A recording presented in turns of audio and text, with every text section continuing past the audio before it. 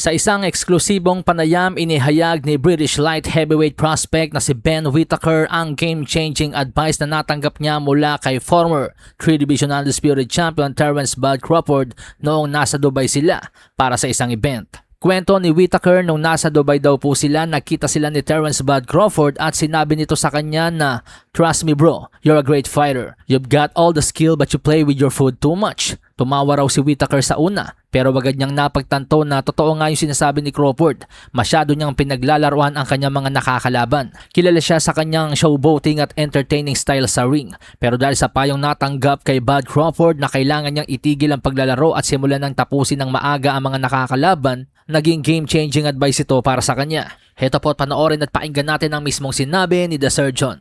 I liked messing around, and funny one actually. When I was in Dubai for an event, I saw Terence Crawford, and he said, "Trust me, bro, you're a great fighter. You've got all the skill, but you play with your food too much." And I sat back and thought, that's true actually. I do play with my food too much, and ever since then I've been knocking them clean out. But that's just me as well. I do like to mess around, but I can do both. I can hop on one foot, I can spin around, I can look into the crowd, but if the shot's there to take it, that's what I like to do now. At mukhang epektibo nga po talaga ang munting payo ni Crawford kay Whittaker dahil ngayong araw po sa loob lamang ng first round ay tinapos po ni The Surgeon ang kanyang kalaban na si Brian Noel Suarez. Bago ang payo mula kay Crawford, 3 sunod-sunod na laban ni Whittaker ay nauwi sa mga desisyon na laban.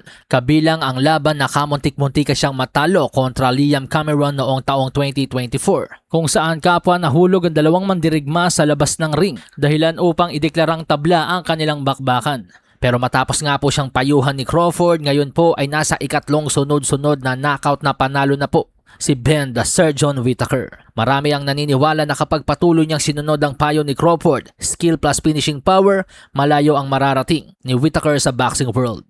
Samantala sa iba pang balita, hindi naman po nagustuhan ni Conor Benn ang biglaang paglakas ng loob ni Ryan Garcia na maghamon sa kanya matapos ang kanyang 10-round unanimous decision laban kay Regis Prograis noong nakaraang linggo. Para kay Benn, kaduwagan ng ginagawa ni Ryan Garcia ngayon. Pakiwari ni Benn lumakas ang loob ni Garcia dahil hindi ganoong kaimpresibo ang kanya naging panalo kay Prograis. Pero sa nakalipas na 2 taon hindi naman daw po natin maririnig si Ryan Garcia na naghahamon sa kanya.